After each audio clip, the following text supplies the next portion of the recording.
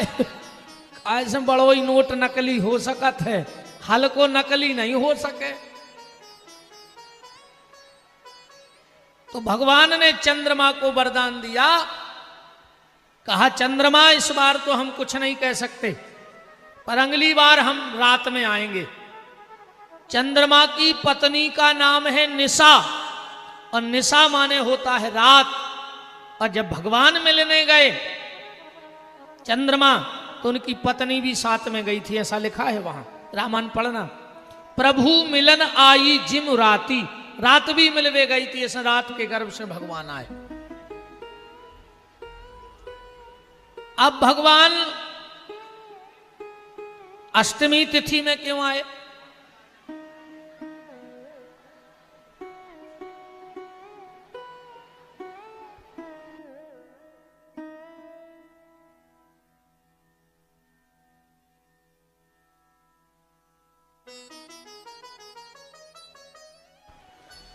वृंदावन बिहारी लाल की। अष्टमी तिथि में भगवान आए, राम जी आए थे नौमी तिथि में। नौमी तिथि मधुमास पुनीता, शुक्ल पक्ष अभिजित हरिप्रीता, मध्य दिवस अरुशीत न घामा। अच्छा, राम जी ने 9 को अंक पकड़ लो, अब भगवान कृष्ण ने 8 को अंक पकड़ लो। काहे?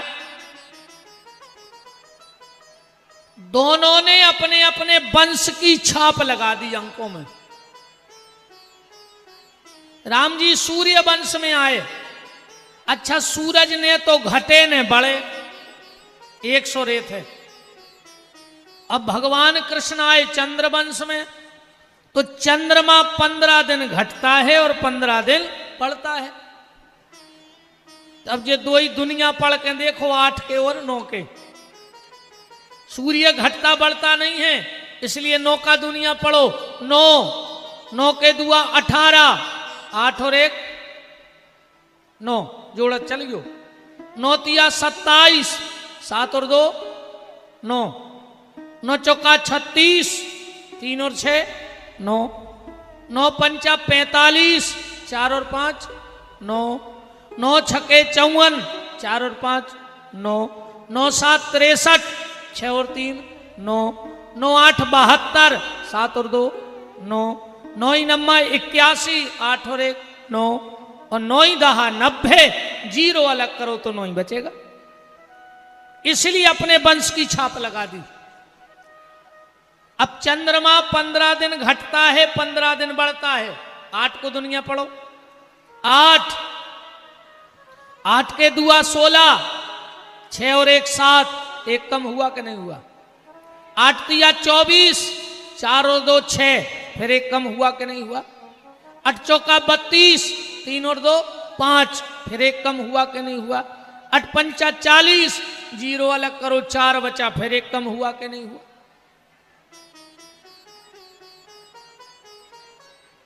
इसीलिए 8 और 9 का अंक पकड़ लिया। अब श्री सुखदेव जी पूछ रहे हैं, सुखदेव जी से परीक्षित जी पूछ रहे हैं कि भगवान ये बताओ, नंद यशोदा ने ऐसा कौन सा पुण्य किया था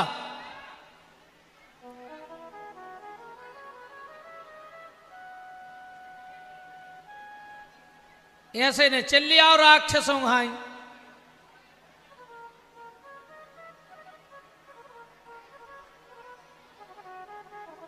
बैठ जावे तो होते रहे व्यवस्थाएं।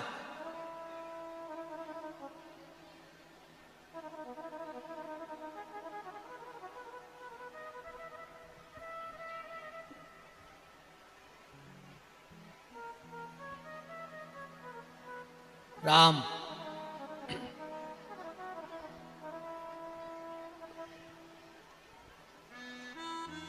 भाई आराम आराम से व्यवस्थाएं बनाते रहो। जल पीने, जल पे आप ऐसे चल लिया रहे जैसे खेत के हर क्या भगा रहे हो।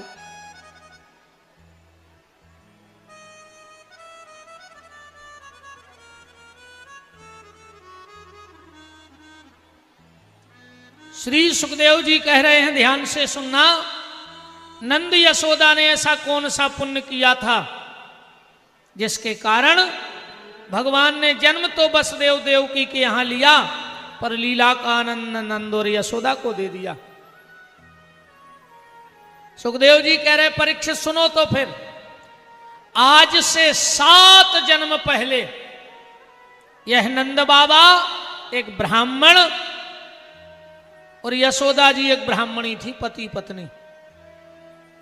ब्राह्मण के घर में अपार संपत्ति थी, कोई पारावार नहीं था। भगवान की कृपा से पत्नी बड़ी सद्गुण, सच्चरित्र, सत्यभाषी और सदमार्ग पे चलने वाली मिली। विद्वान भी था ब्राह्मण। पंडित जी बहुत वेद वेदांग के ज्ञाता थे, धन से भी संपन्न थे, पत्नी भी अच्छी मिली थी।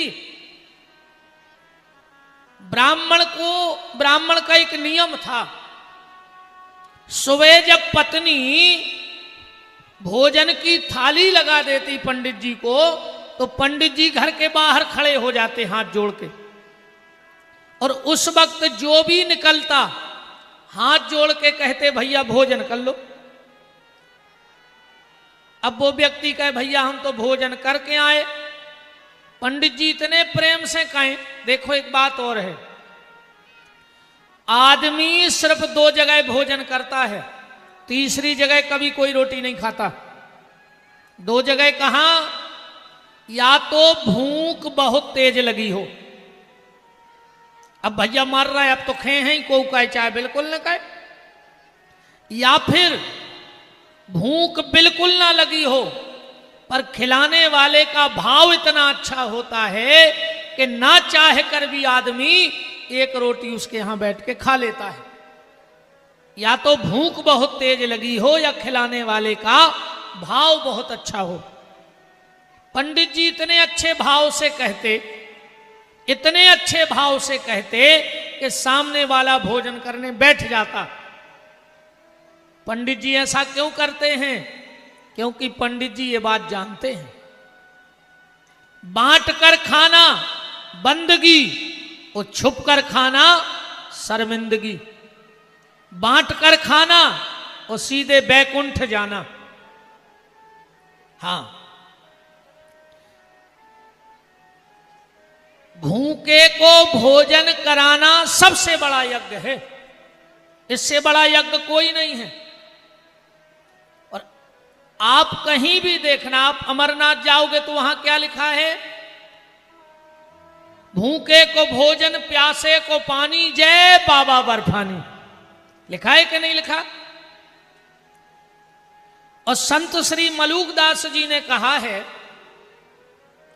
कि भूखे को टुकड़ा, प्यासे को पानी,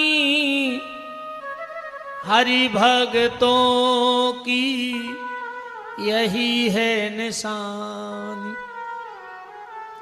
जो भूखे को भोजन दे, प्यासे को पानी, पर अपन औरों की सोच हो गई है अलग। अबे हम जैसों को पहुंच जान दे कौन उनके घरे, काजू किशमिश टेबल पे धरे, हाथ जोड़ रहे, गुरुजी तन्ना छी ले, हाथ लगा दे अकेले। का हुई उसे है गुरुजी एक काजू खा ले, हम का भूखा मर रहा है कि हमने काजूआ नहीं देखे।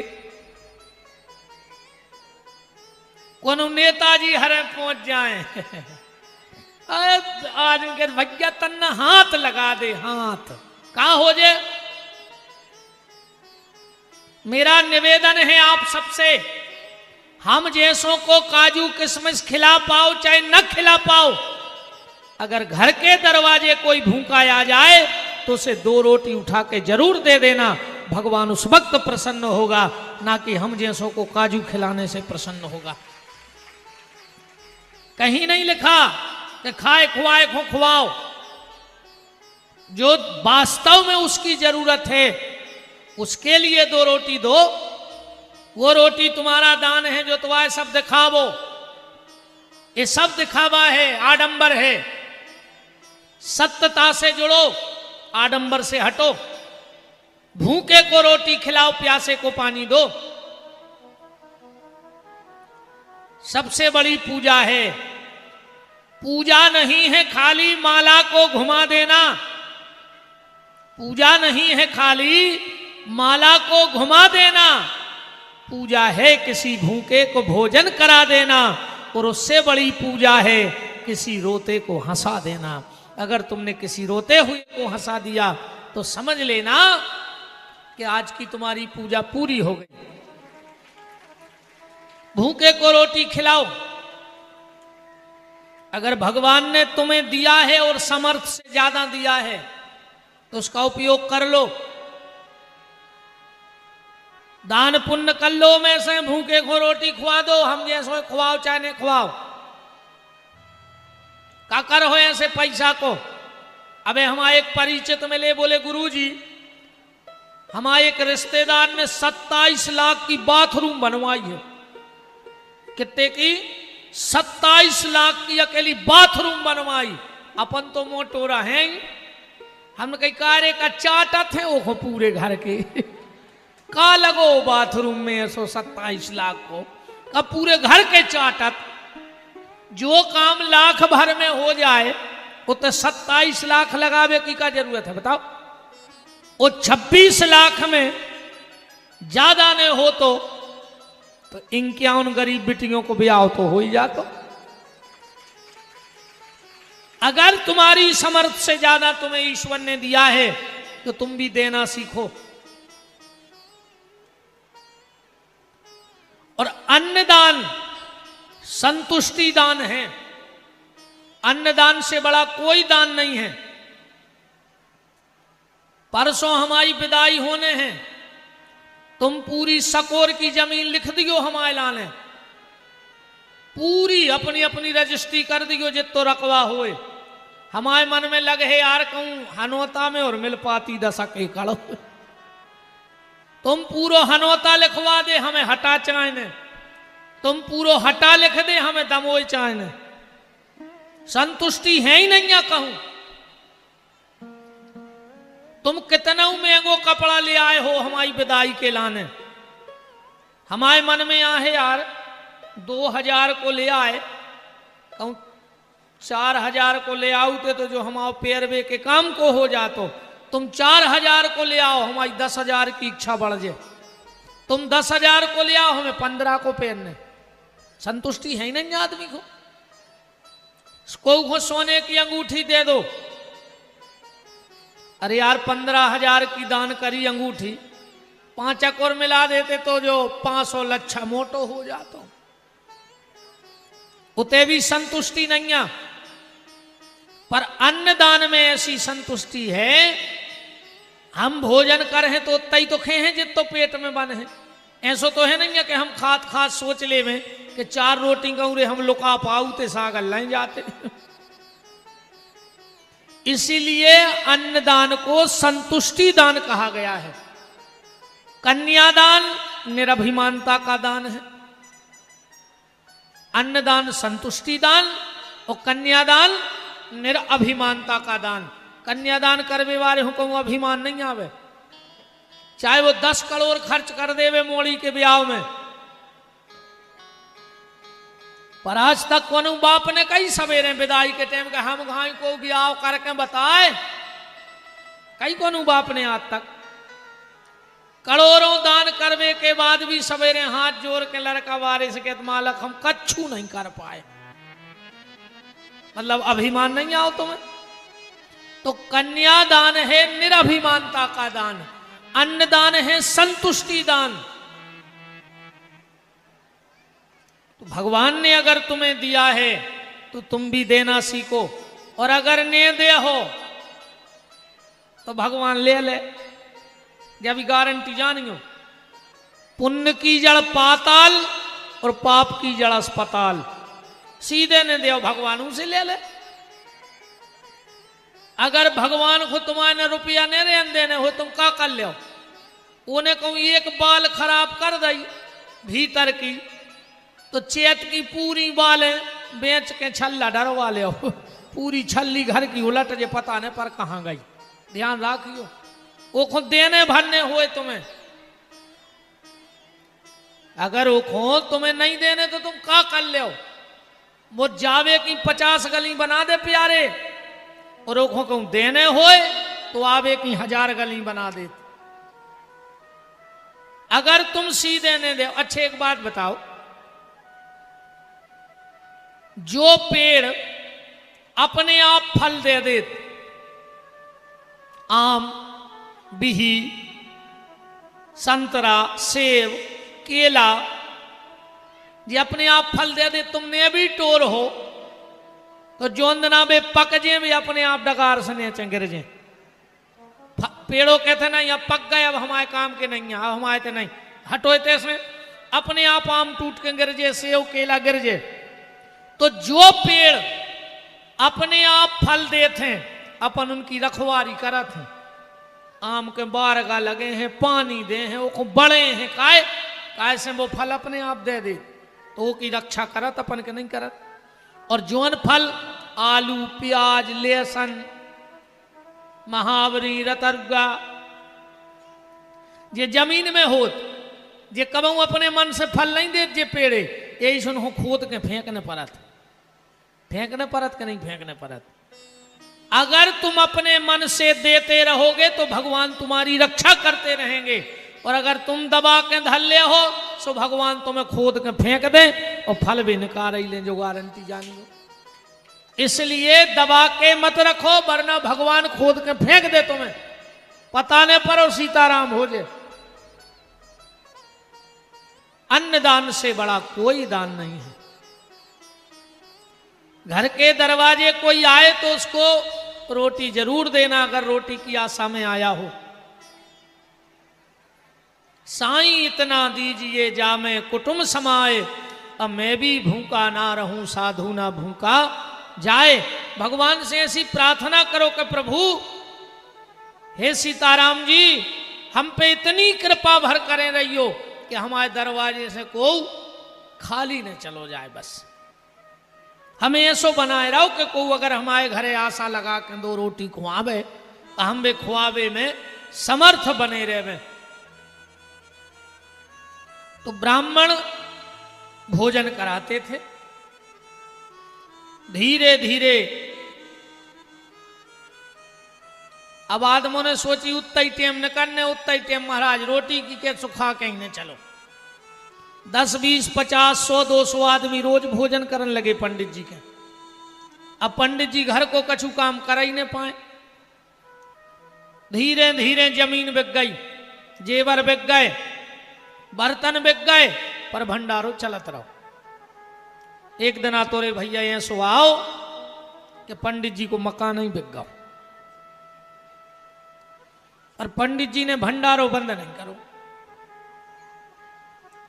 पूरा मोहल्ला में से उधार ले लेके भंडारो चलाते रहे। धीरे धीरे लोगों ने पंडित जी के यहाँ ना बंद कर दिया। काहे से दुनिया भारी स्वार्थी है। जबई तक तुमसे प्रेम करे जब तक तुम्हारा धन है। हाँ, पैसे के बहन भ्रात, पैसे के तात मात, पैसे की हित जात, पैसे की लुगनिया है।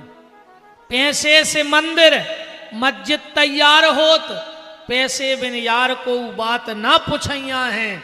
और कहते हैं तुलसीदास, पैसा तुम राखो पास, पैसे बिन मुर्दे ने लकड़ी नहीं पाई है। पहले अपने ते आयु में जे को बड़ो हो तो वो को सम्मान हो, तो अब आयु में जो बड़ो है वो को सम्मान नहीं हो रहा हो। अब तो जे की आय बड़ी है वो को सम्मान हो रहा है। आयु ऐसे एक और देखियो, आज भी जब कोई नव आदमी तुमसे मिले तो सबसे पहले पूछा तो और तुम का करत हो, मतलब वो तुम्हारी औकात जानो चाहत हो के बाद तुमसे दोस्ती कर है। पहले वो पता तो पड़ जाए कि तुम हो औकात के नहीं।